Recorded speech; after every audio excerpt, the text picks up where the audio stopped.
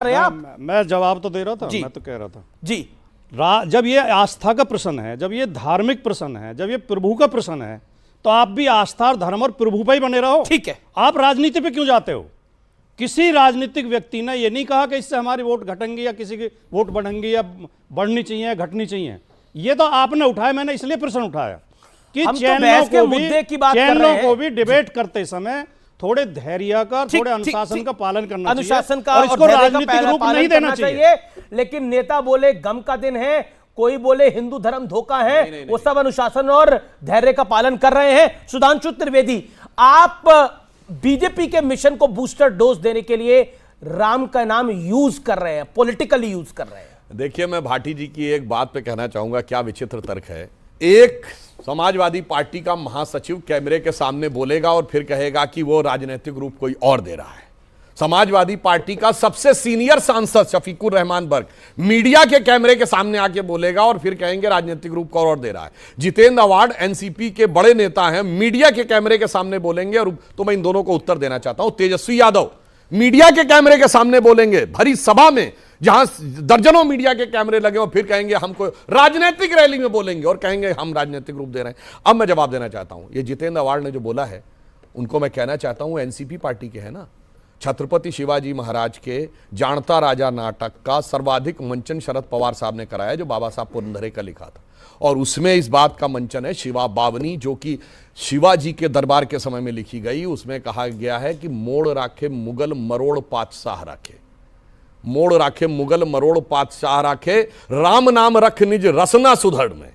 यानी अपने मुंह में, सुंदर जिह्वा में भगवान राम का नाम रखकर छत्रपति शिवाजी ने मुगलों को मोड़ के रख दिया, और पातशाह औरंगजेब को कहते थे पातशाह गाजी जिंदा पीर, उसको मरोड़ के रख दिया।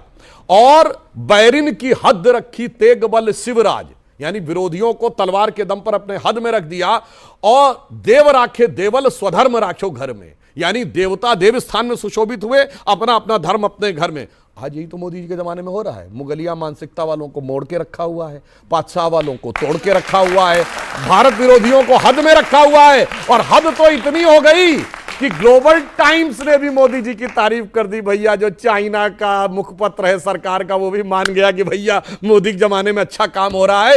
राम नाम मुंह में धारण करते। मैं पूछना चाहता हूं कि छत्रपति शिवाजी की श्रद्धा का इतना बड़ा अपमान हो सकता है जो वो बोलने का प्रयास कर रहे हैं, जिसको वो श्रद्धा का केंद्र मानते थे। और ये उनके समय में लिखा गया है, उनके दरबार में शिवा बावनी नामक ग्रंथ में लिखा है। और दूसरी, अब तेजस्वी जी से पूछता हूं, उन्होंने कहा कि भाई जब तब जरूरत पड़ेगी तो अस्पताल जाओगे कि वहां, तो मैं उनसे पूछना चाहता हूं। पहली बात तो लालू प्रसाद यादव जी जब जेल से बाहर आए थे, याद करें, सबसे पहले कहां गए थे? हनुमान जी के मंदिर गए थे, अस्पताल नहीं गए थे। फिर भी भाई, अस्पताल से तो मंदिर ऊपर है, और ये मैं सब प्रमाण बोल रहा हूं। ये बताइए, जब दवा काम करना बंद करती थी, डॉक्टर क्या कहता? आप दुआ करिए जाके। और अब मैं जो उदाहरण कोट करने जा रहा हूं, इंडी गठबंधन वाले में किसी के औकात हो तो बोल के दिखाए। जहां दवा काम नहीं करती है, वहां पे धार्मिक चमत्कार से वो ठीक हो जाता है। मदर टेरेसा को सेंटहुड इस आधार पे मिला है कि 2 लोगों की बीमारी बगैर ट्रीटमेंट के उनकी आत्मा ने प्रार्थना से ठीक कर दी। अब बताइए, अस्पताल ऊपर है या प्रार्थना ऊपर है? अब औकात हो तेजस्वी यादव जी की या इस इंडी गठबंधन में किसी की, तो इस पे सवाल उठाए, अन्यथा सारा ज्ञान सिर्फ हमको देने के लिए है। जी, क्या आपको लगता है कि जानबूझकर कोई बयान नहीं देता? मैं आपकी बात को ऊपर रखता हूं, कई बार गलती से निकल जाता है, पब्लिक ग्लेयर में निकल जाता है, पॉलिटिकल रैली में निकल जाता है, लेकिन आखिरकार ये बयानबाजी रुक क्यों नहीं रही है, थम क्यों नहीं रही है? अगर राम सबके हैं, आप कहते हैं हम भी राम के हैं और हमारे भी राम है, बिल्कुल राम सबके हैं, आपके, मेरे, इन सबके, करोड़ों दर्शकों के और 140 करोड़ हिंदुस्तानियों के, और दुनिया भर में बहुतों के राम है। इंडोनेशिया में राम है, और कहां का राम है मुझे आपको बताने की आवश्यकता नहीं है। थाईलैंड में राम है, कहां का राम है। लेकिन आज एक सवाल खड़ा होता है कि मान लिया बात कि आप ऐसा नहीं करना चाहते, लेकिन ये गलती अगर हो रही है तो इसको दुरुस्त भी तो किया जा सकता है।